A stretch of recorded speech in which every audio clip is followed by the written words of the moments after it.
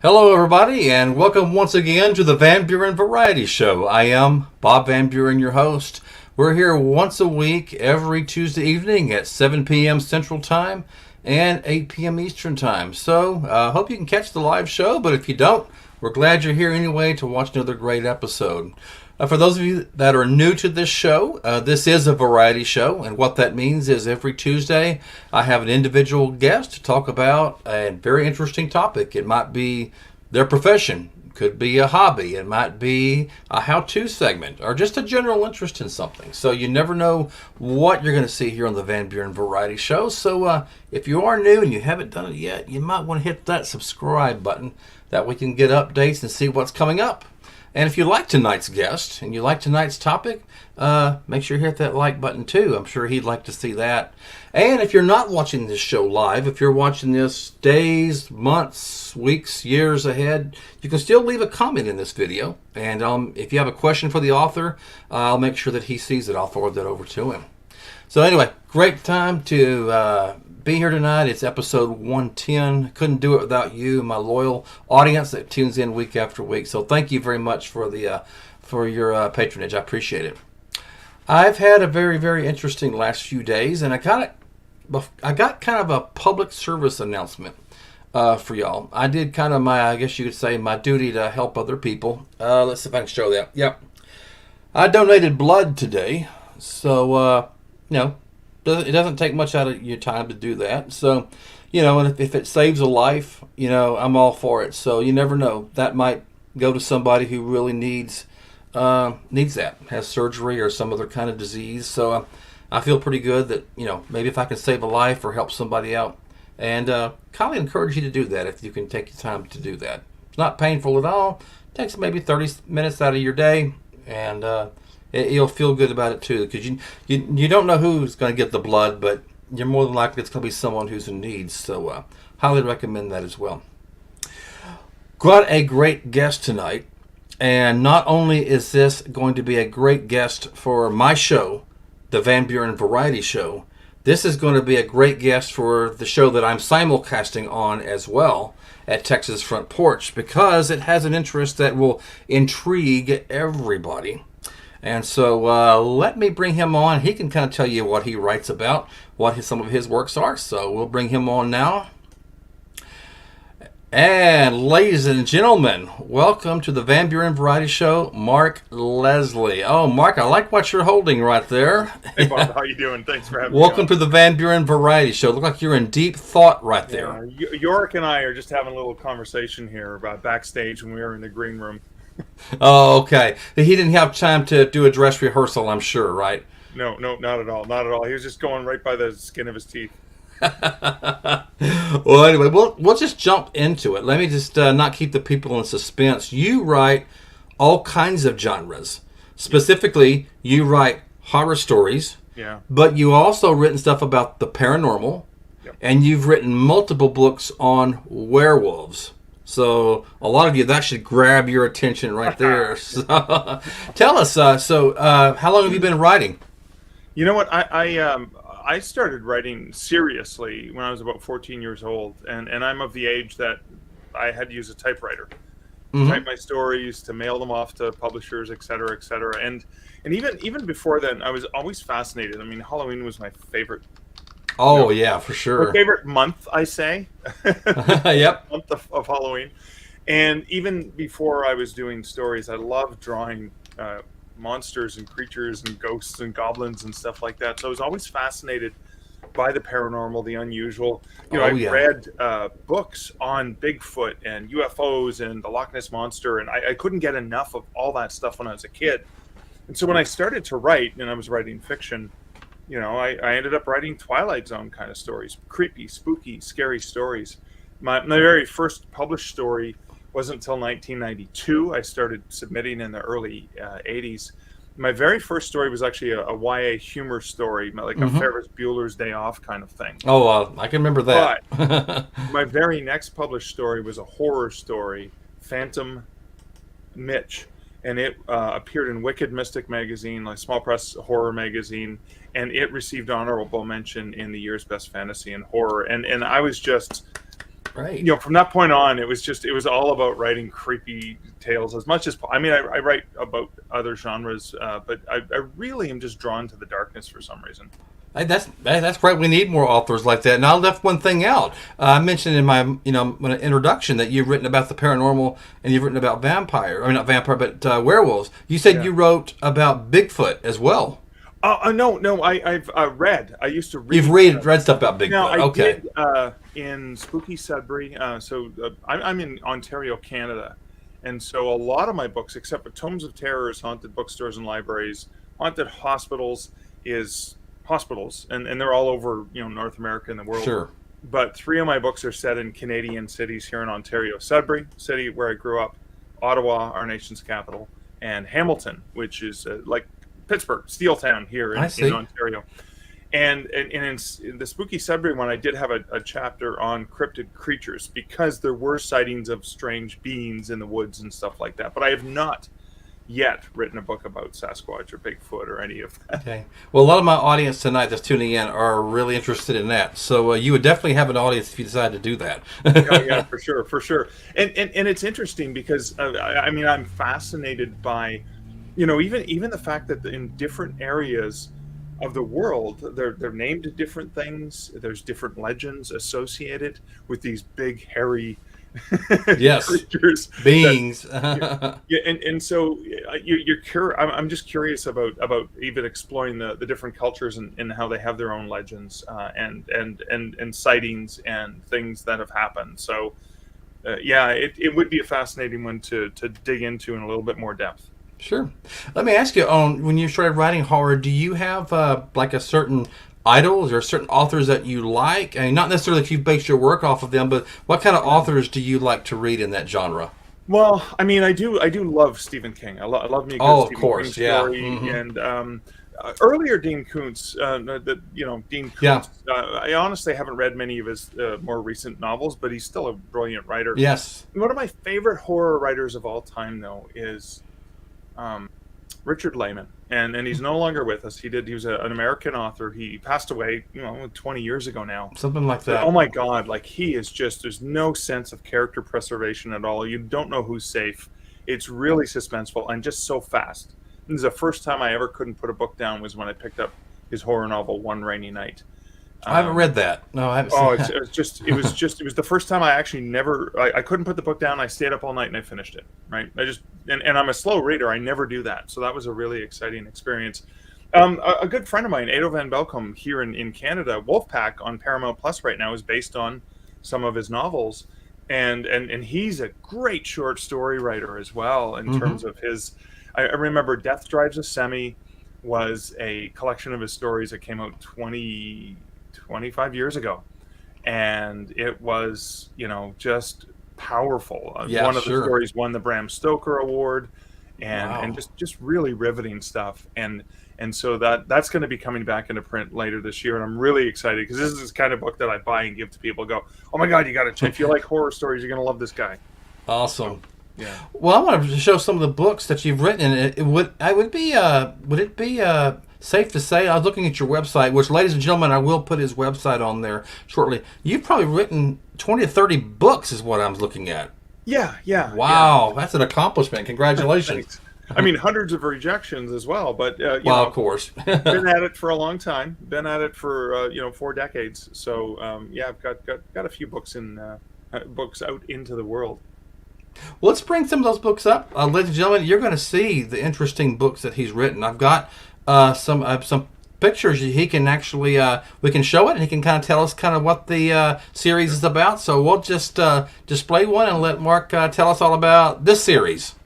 All right, so this is the Canadian Werewolf series, which started off with Werewolf. Oh, yeah, Canadian Werewolf, and it started off with a short story. This time around, the one you see on the far left, left, yes, stage right, and it was meant to be. It's a 10,000 word story, and actually, this is free in ebook form. Oh, is it? It's free. You can get it from Amazon. You can get it from Apple. You can get it from Google, Kobo. Nook. It's pretty much available for free. You can even listen to the audiobook for free on YouTube because I have the audiobook available. Scott Overton's the narrator.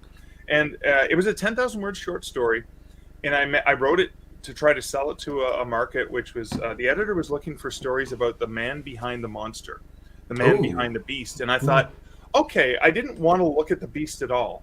I wanted to look at the man behind the werewolf, and I'd never written a werewolf story before. So I thought, I had just visited New York for the first time, fell in love with the city, and I thought, what would it be like if you had lived in a city like New York and you were cursed with lycanthropy? And in this particular brand of werewolfism, he turns into a full-sized gray wolf. Oh, Like a wow. full wolf, not half man, half wolf. He just turns into a wolf, has no human consciousness. I see. Kind of like the old Incredible Hulk TV show where he has no Sure. memory.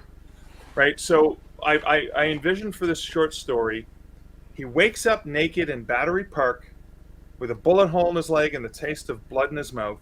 No Ooh. memory of the night before, and he says, "Oh my God, what did I do last night?" And the whole premise of the story was, how does he find clothes? How does he get home? And he's got an appointment. He has a very important appointment in Midtown Manhattan. How is he going to get clothes to get home? So it's sort of this humorous look at a day in the life or a morning in the life of a werewolf. And I see. like this time around, I woke naked. Woke up naked in Battery Park, going, "Oh boy, what did I do?" And so I finished the story. I never sold it. I gave it to a friend of mine, Sean Costello, who's a Canadian horror author, brilliant guy.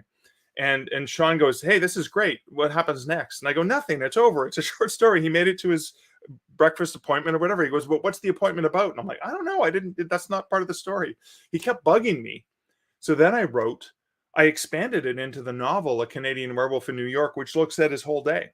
And you see snippets of memory of when he's a wolf, but you never really see him as a wolf. It's just Michael Andrews dealing. He's a Canadian, small town Canadian country bumpkin living in one of the world's largest cities, cursed with the werewolf curse, and he Sure. ends up using. He has kind of like enhanced powers as a human, so almost like from the comics Wolverine or Daredevil. He has enhanced sense of smell, enhanced hearing, etc. So he can read people's emotions and stuff like that, the way a wolf can read your emotions or a dog can read your emotions. And so he has extra strength and stuff like that. So he uses these powers to help other people. And so I call him the alpha wolf, beta human, and living in the Big Apple. So that was a Canadian werewolf in New York. And before the show started, we were joking about how it reminded you of An American Werewolf in London. Oh, yeah, sure. Which is a fantastic movie, and it's a horror film, but it's also humorous. And I wanted people who approach the book to understand there's going to be a cheeky sense of humor with Michael Andrews. Sure. And so Michael has, he's kind of like, oh yeah, like, so for example, in Stowaway, which is a novella where he's on his way to Stowe, Vermont, trapped on a train, and he's going to turn into a wolf before it gets to the final destination. So there's a play on words there.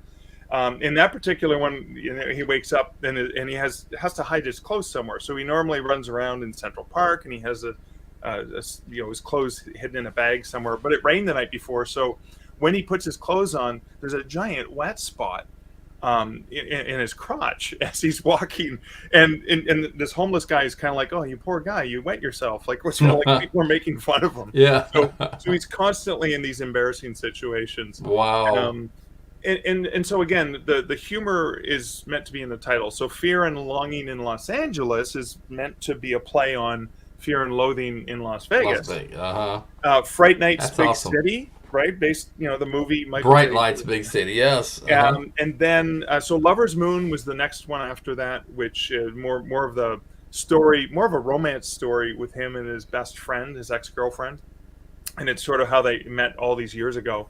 And then just released this last month was Hex and the City. Again, a play on words, and I do have the next one is already up for pre-order, and it's coming out in February, March 2024. Okay. And that one's called, and it's going to be a murder mystery, more or less murder mystery adventure. It's going to be called Only Monsters in the Building.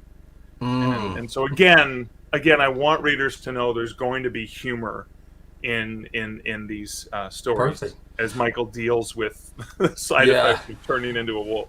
Well, let me ask you this: this series that we're looking at, are these? I take it these are like sequels to each book, or are they like standalone? Well, I mean, this time around, the whole idea and the reason I have this free is you're 10,000 words. If you like my writing, if you like Michael, the main character, Yeah, it Canadian Werewolf in New York kind of picks up right from where that leaves off. I see. And they are in order, and so that takes place, I think, in 2000 and oh boy, was it 16? 2014, I think, and then the Stowaways 2015.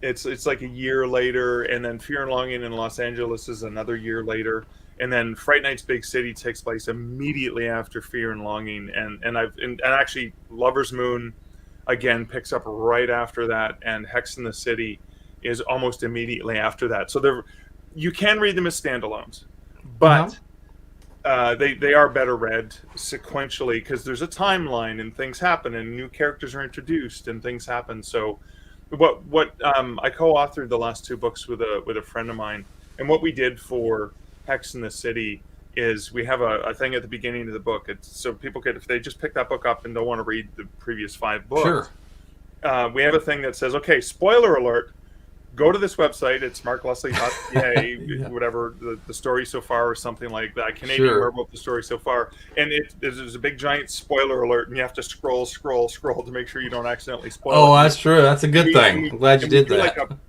Kind of like a few paragraph summary of what happened in that book. So if you want to skip them all, you can kind of get caught up and go, okay. And it's almost like a serialized TV show where I'm watching The Mandalorian right now, for example. And it's Sure. Previously on The Mandalorian, and they remind you of something that happened 9 episodes ago because that's going to come up in this episode, right? Oh, that's right. The wolf stories, they sound very interesting. I'd like to talk about these because, as my audience already knows, I've told this story many times, and as I told you, this is your paranormal series, correct? Yeah, these are the true ghost stories. Oh boy, this is what's it's near and dear to my heart for sure. Yeah, and so it's interesting. So Hamilton, Ottawa, and Sudbury are all cities I've lived in. So it was really like I just love sharing stories about the ghosts and the unexplained, right? Like Sudbury, for example, is a the nickel capital of the world in Sudbury, Ontario, is the UFO activity in the 50s, 60s, and 70s is bizarre and just so explosive. When I was researching it, I thought, there'll be a chapter on UFOs because I know there's been some UFO activity in Sudbury. But when I dug into it, I went, no, it had to be 4 full chapters actually. One for the 50s, one for the 60s, one for the 70s, and I managed to do the 80s and beyond in one other chapter. That's perfect. But yeah, and Tomes of Terror is bookstores and libraries, including Haslam's bookstore in St. Pete, Florida, which is haunted by the ghost of Jack Kerouac. And I had the honor and pleasure of getting to go to the store. They carried the book, of course. Really? Oh, wow. And the first time I got to Haslam's, I was there, and I said, hey, I'm the author of Tomes of Terror. It's on the shelf there. Is it okay if I sign it? And she goes, oh, my God, I love the book. And she goes, I saw Jack last week. And I went, what? She goes, yeah, I saw him last week. We see him all the time. Oh. Jack Kerouac. And she's like, come on, I'll show you. And she takes me around the store. Like, I was dusting shelves, and I saw this guy. Like, it was this amazing experience. So several great locations. Bob's Beach Books in Lincoln City, Oregon, is a great place where there's allegedly a portal to Lemuria, wow, interesting. hidden in the bookstore, and a couple that was there. And again, I got to go and talk to the manager there because I was in town for a workshop. It used to be run by Dean Wesley Smith and Christine Catherine Rush. And someone found out I liked paranormal, and they said, "Oh, you got to go talk to the manager at Bob's Beach Books." So the next day at lunch, I rushed down there. That works perfect. And this couple had showed up. They were acting weird, and they said, "Yeah, the portal to Lemuria is here." And she's like, "Okay," and she went back to the cash. And there's only one door to the store right by the cash register, and she's there, and it was quiet, and she could hear them talking, and all of a sudden she doesn't hear the talking anymore, and she goes and looks, and they're gone. They never left the store. They disappeared. Oh, wow. Ooh, I'll be running out of there. So, yeah, some great haunted library and bookstore tales that was just so much fun to research.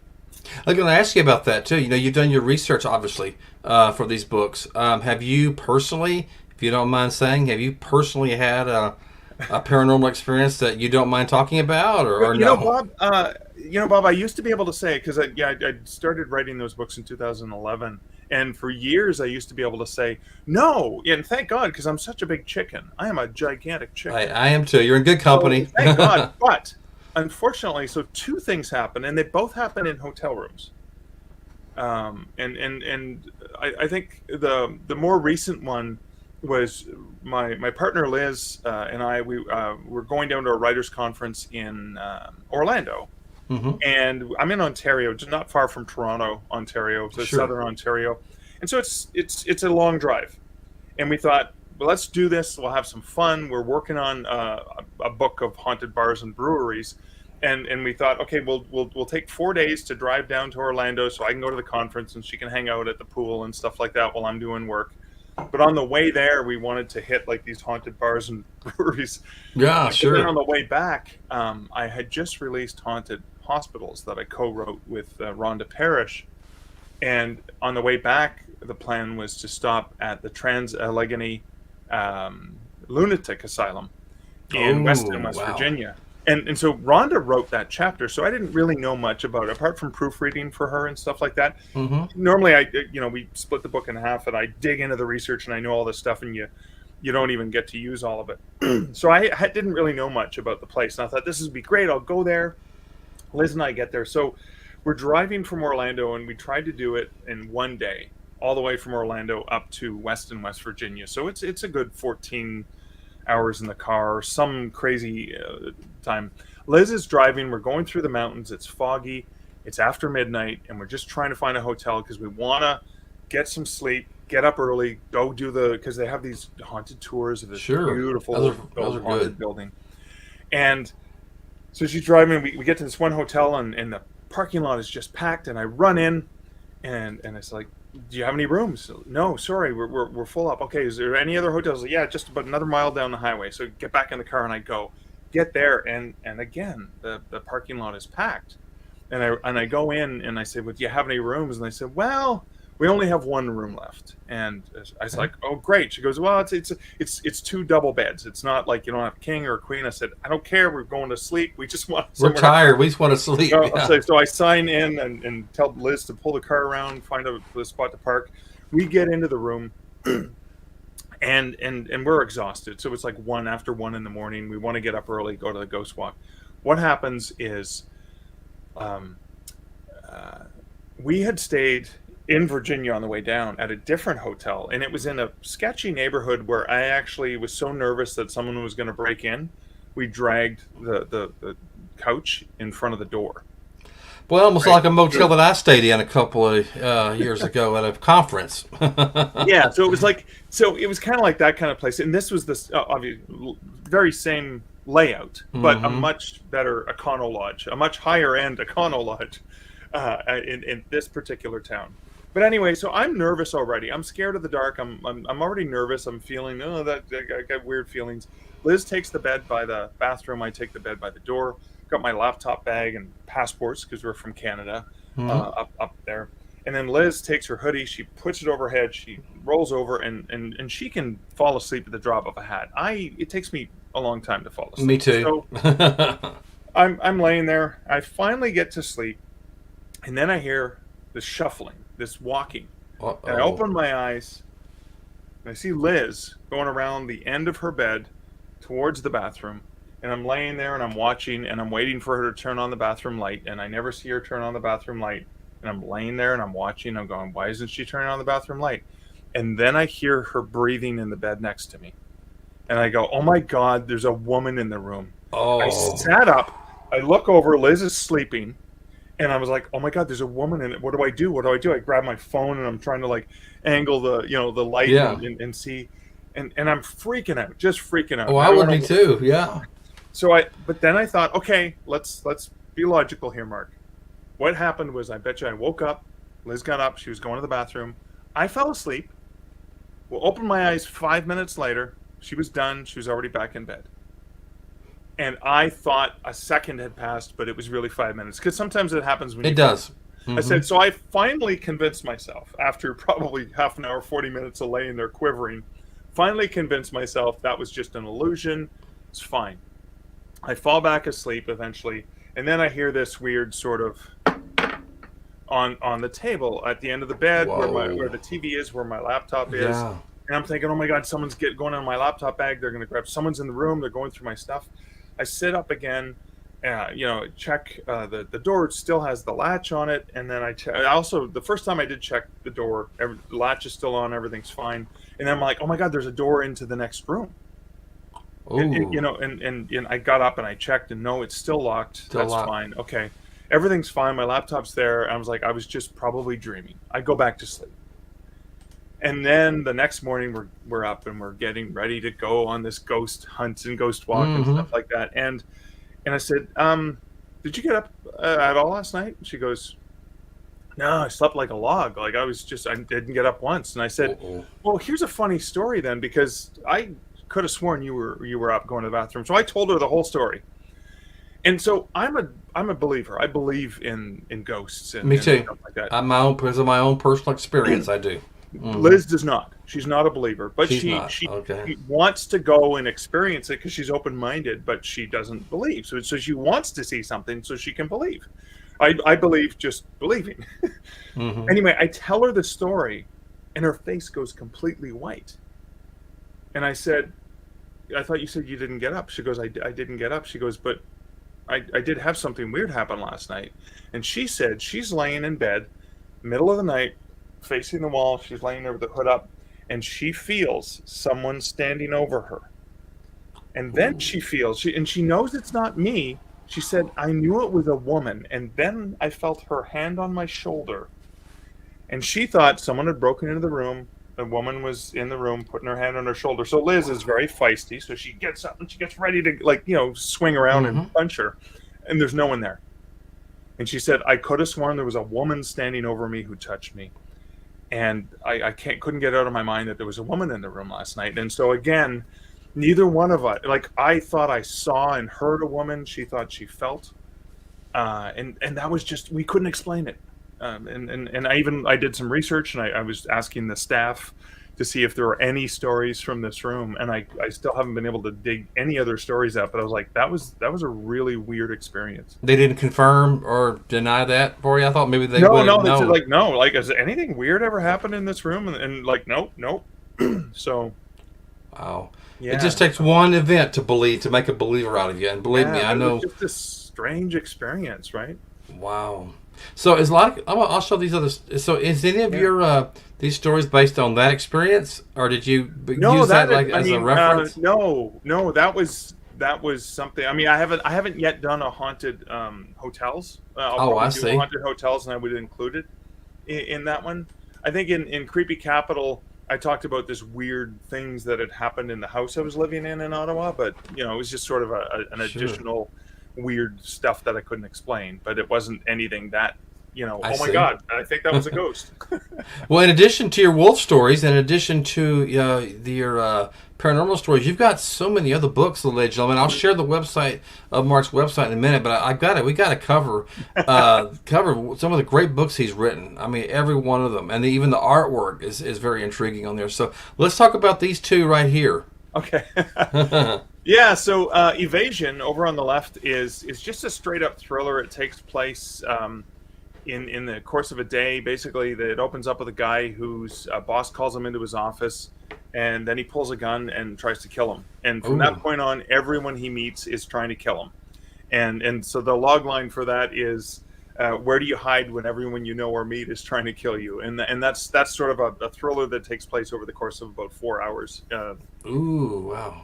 And it's got like a science fiction-y element to it, but it's set really day. Okay. And Death is a outright horror novel, complete with nasty, horrible things that happen, and it's set in Sudbury and Toronto, in Canada. Sure. And it features a young man, probably 16, 17 years old, who's blogging about his death curse.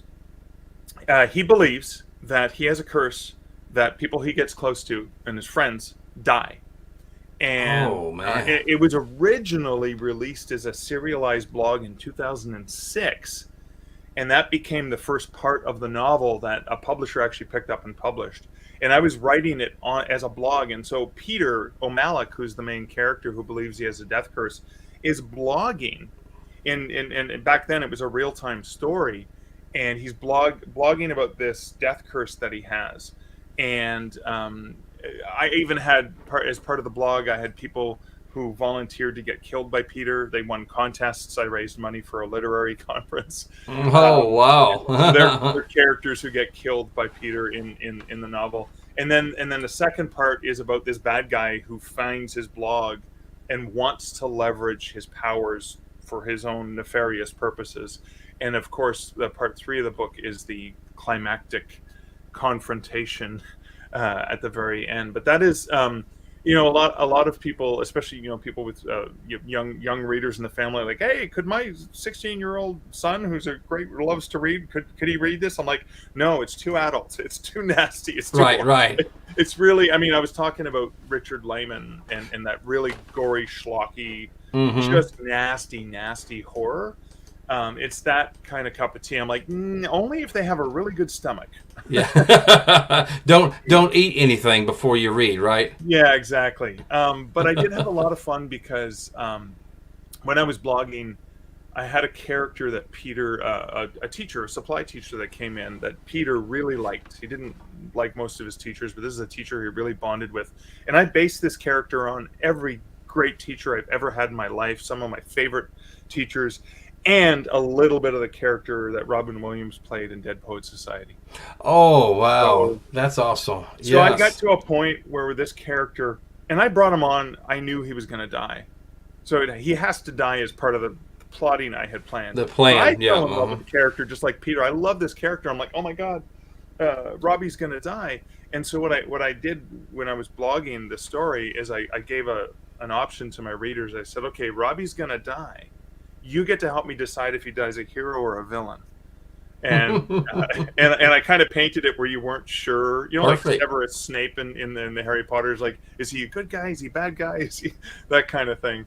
And Keep them so guessing. Yeah. the readers decided.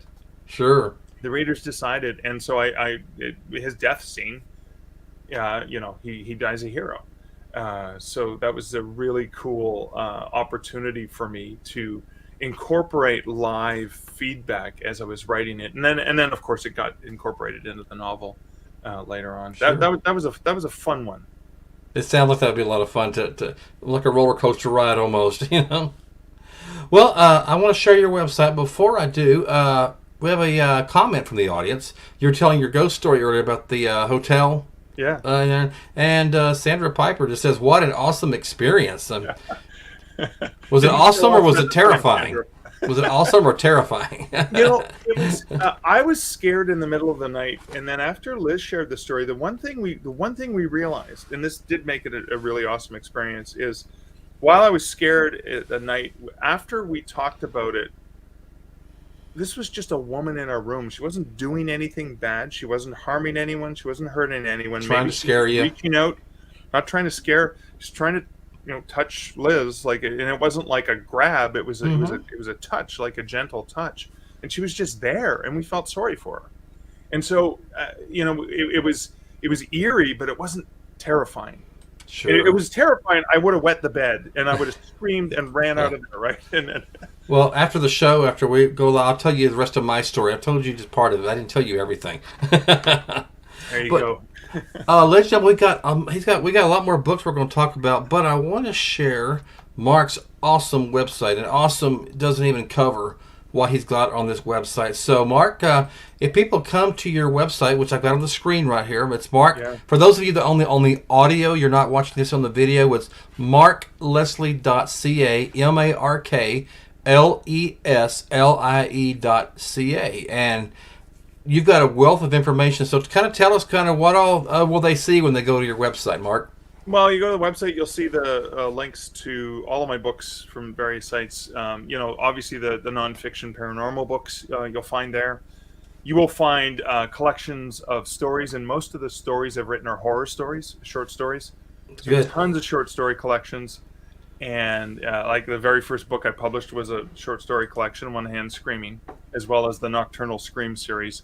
And then you'll find links to the Canadian Werewolf books. But you'll also find a weird thing is I tack my real last name. So my first name is Mark, middle name is Leslie, and my last name is Lefebvre. It's a French name. Sure. And I've worked in the book industry for more than 30 years. And great. so I have also written some books. Since '92, it was my first story was published, and then that was also when I started working in the book industry. And so I've also got about 6 or 7 books for writers about the business of writing and publishing. So on that website, you'll see my role as Mark Lefebvre, the book business guy, as well as Mark Leslie, the creepy spooky, eerie writer.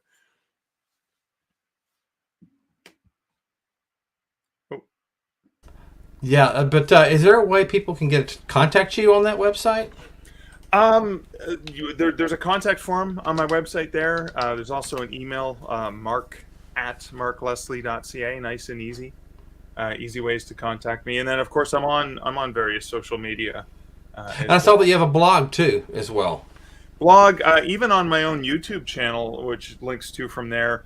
I did 60 Spooky Seconds, and I occasionally would do on live videos from haunted bars, haunted locations. I just pull out my phone and go, "Hey, it's Mark Leslie, I'm here," and so that was kind of a fun thing to do when I was traveling. I haven't done those in a while, but it was kind of fun to share some. Every Friday I would do a free Friday Fright. So I would either read a short story, or I would talk about one of the haunted places, and so I did that for probably 9 months. So there's 9 months worth of free Friday Frights. That sounds great. Now, you mentioned just now that I'm intrigued with, you said you have a YouTube channel, and I know a lot of my people that watch my show are on YouTube. So what's the name of your YouTube channel? I'm sure people would want to go there and check it out. So, I mean, it's youtube.com/Mark Leslie Lefebvre, which nobody can ever spell or pronounce, but spell that for us. Lefebvre. But if you go to markleslie.ca, there is a little YouTube link there, and that may be an easier way to find it. Okay. Or if I comment on your YouTube channel later on, there'll be a link to my profile from there. Sure. Too. Yeah, absolutely. Wow. I mean, Mark, you've got so much. It's a wealth of information. But now you've written some nonfiction books too, which I'd also like to bring up. So let's bring this series. And I want to. Is this a standalone, or are these all related? So I'll let you kick it from here. Yeah, they're all related. So these are just all standalone books from my Stark Publishing Solutions series. And sort of the 7 P's of publishing success is very small. It's only like 15,000 words. And it's my look at, having worked in the industry for 25 years at the time I released it, of what are the 7 habits. It's kind of like 7 habits of highly effective people, but what are the 7 P's of publishing success? The thing that the most successful writers have in common, from my experience as a bookseller and writer as well. Killing it on Kobo. Kobo is Canada's answer to the Kindle. Canadian, is it? Okay. Canadian ebook company, born in Toronto here. And so I worked for Kobo for 6 years. I created their self-publishing platform. And so this was my book. When I retired from Kobo, I wrote a book on how can authors sell more books on Kobo. An Author's Guide to Working with Bookstores and Libraries is my look at whether you're traditionally published, whether you're self-published, what are the ways that you as an author can work to get your books into libraries, bookstores, and even working with those people in the industry. Wide for the Win. In the indie or self-published author space, there's a wide versus exclusive to Amazon sort of debate. It's like the big debate is whether an author is exclusive to Amazon and publishes only to Amazon, or they publish wide, meaning they also publish to Apple and Nook and Google and Smashwords and Kobo and a whole bunch of other retailers. So Wide for the Win is a Facebook group that helped authors, sell on all the platforms, not just Amazon. And so that's a decent look at wide publishing. And publishing pitfalls for authors, again, the opposite of the 7 P's of publishing success. Using alliteration, I just went with P's. I said, here are the things you need to be aware of in I see. publishing. Just the different practices that you may need to be leery about when you're looking at either working with a publisher or doing it yourself. Sounds like great information for all these up and coming authors. So, well, thank you for that as well. Thank you. Wow. I mean, can I ask you this? Where do you get the time to write these books? I mean, I'm glad you do, but man, I try to write 1 or 2 books and I get easily distracted. And so, how do you juggle your time? I guess I want to know the secret to that. That's a great question. So, you know what? Up until 2017, I was working full time, and what I would do is I would get up a few hours early before I had to go into work. It was great when I went from Hamilton into Toronto on the commuter train. Mm-hmm. I was on the train for 3 hours a day. Oh, wow. And so I took advantage, and this is like before the internet was even available on the train, so you couldn't even connect and look at cat videos or whatever you do instead of doing work. And I would just be heads down. And I remember in the first year of commuting to Toronto, I finished a novel. Just every day I wrote for about an hour every morning, and at the end of the year I had a book. And then after that, I would just get up early, work on it, work late, work weekends. I left full-time work in 2017, and I tried to write full-time. I was making enough money for my writing that I thought, okay, I could do this full-time. The problem was I had too much time, and when I had too much time, I had all the time in the world, so there was no urgency to get anything done, and I didn't get any writing done until I started to work part-time for Draft to Digital, which is a self-publishing. It's a free a tool authors can use for self-publishing ebooks and print books, etc. Mm-hmm.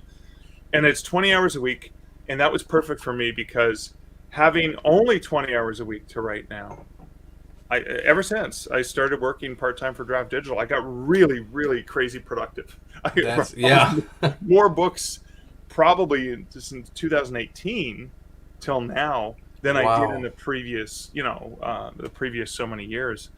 And that was a really great. So, I mean, every morning still I get up at 5:30, even though I don't have to go anywhere.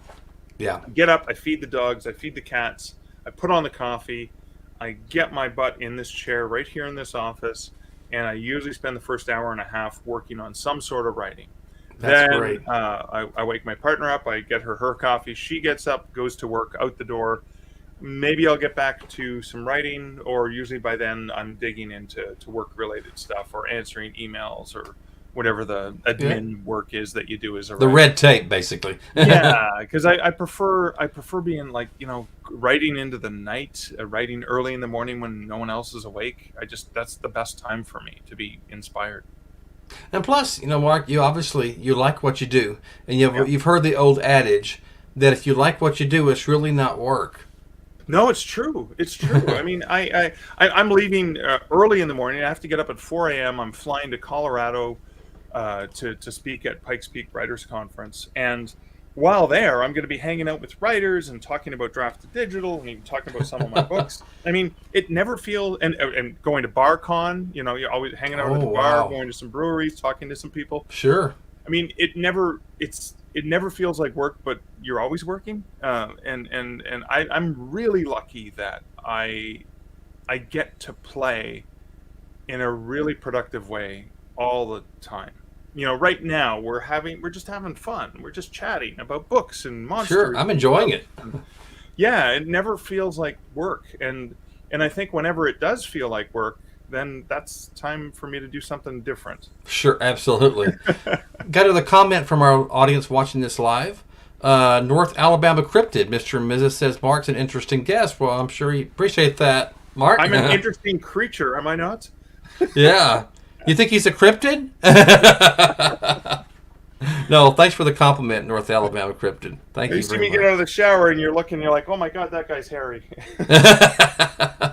Hey, now we know where Sasquatch is, right? That's right, yeah. Let's cover these books, too. Now, there's one particular book. I mean, they're all interesting, but there's one we talked about before we came on the show that caught my eye. And so let me bring that up. Well, that wasn't actually it. Let's see if I can find that. There it is. Oh, yeah. Now, all this is good. I mean, I don't want to take anything away, but the audience knows. Maybe they don't know. I really got into the George Romero zombie movies. I got into The Walking Dead. So The bottom row, second from left, and it's a zombie book. But you told me before the show, and I'll let you elaborate to the audience now. It's not your usual zombie story. Is that a correct statement? Yeah, I've not yet written a usual zombie story yet. So this series, Nocturnal Screams, and again, Night Cries, the very first volume, is free in ebook form. Is it? Okay. And so they're like 3 or 4 short stories, all on a theme, right? So Ode to Classics, Literary Haunts, Dark Shadows, Unexpected Strangers, Encounters with Strangers, etc. I mean, Something Wicked's got sort of adult horror in there. But so Z is for zombie, or Z is for zombie. We say Z here in Canada. Okay. Is zombie stories, and I haven't yet. I probably will. I love apocalyptic zombie tales. Sure, me too. So the lead story in there was one of the stories is about. It's actually set.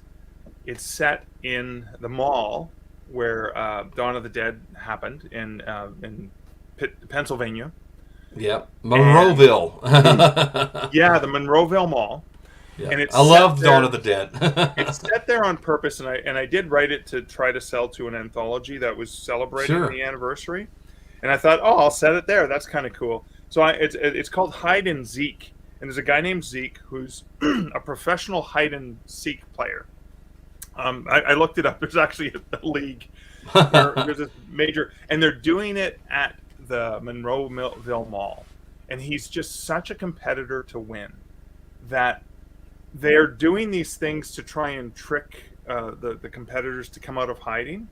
And so a zombie apocalypse happens, but he thinks they're faking it to try and get people to come out of hiding. And so it's during, like, it's kind of like, is he such a good hider he can actually hide from zombies? And so it's kind of like this slightly humorous look at, so the zombie apocalypse takes place while this guy's playing this really competitive game of hide and seek.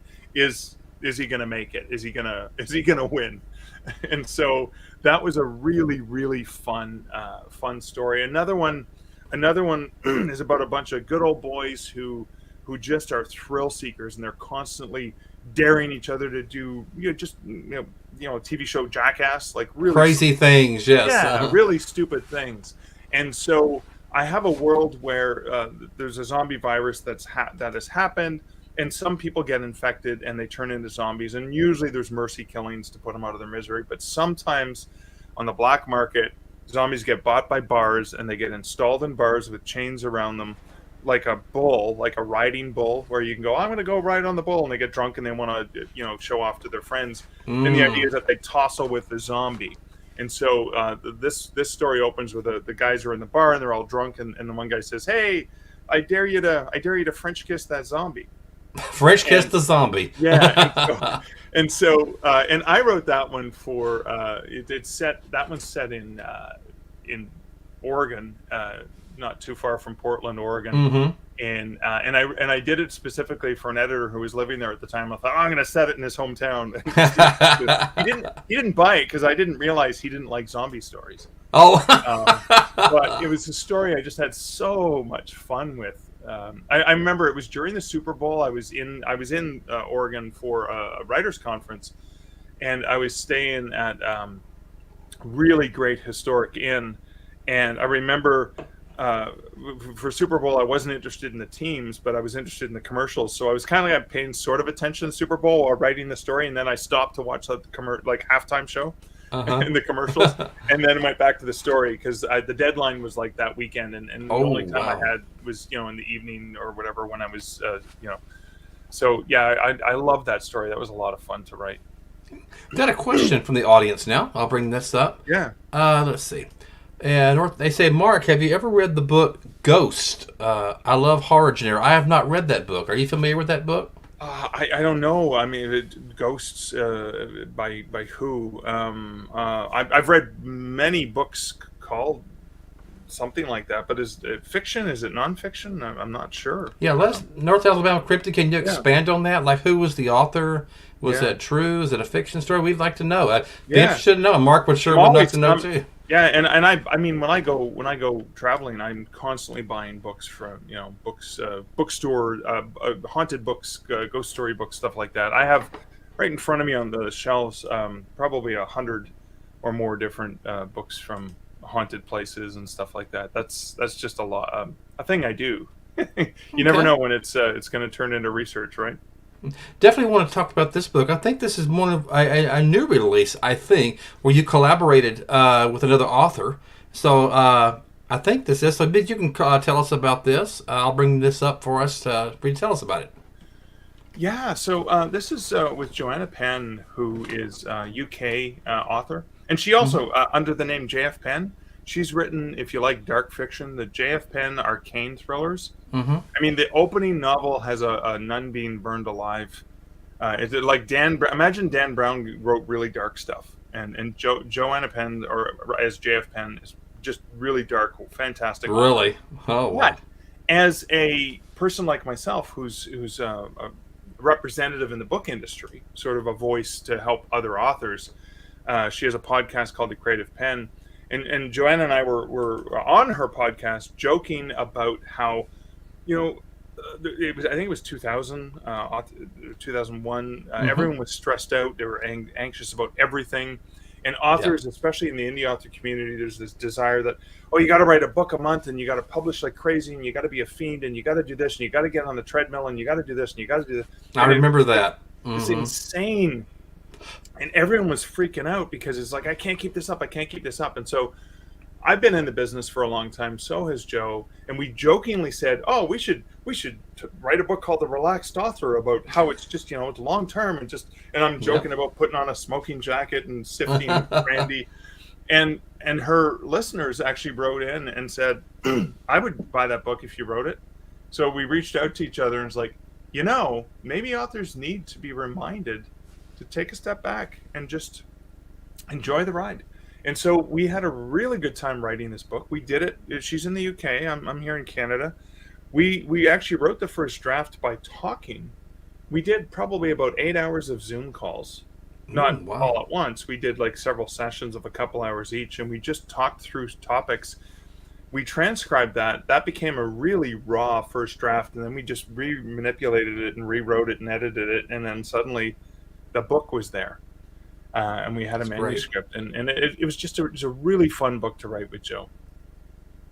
Okay. And is this book available now? This is available now. Yeah, it's available in large print, it's in hardcover, it's in paperback, it's in ebook, and even so the audiobook was fun because then we had to re-record the audiobook of the final version of the conversation, and it's in my voice and Joanna's voice, so it is available. And That's great. if you go to the Creative Pen, and that's pen with a double N like in Oh, Joe's name, sure. thecreativepen.com, you can find Joe's podcast. You can also find obviously links to where you can even buy the book directly from Joanna, but it is available at all retailers across the board.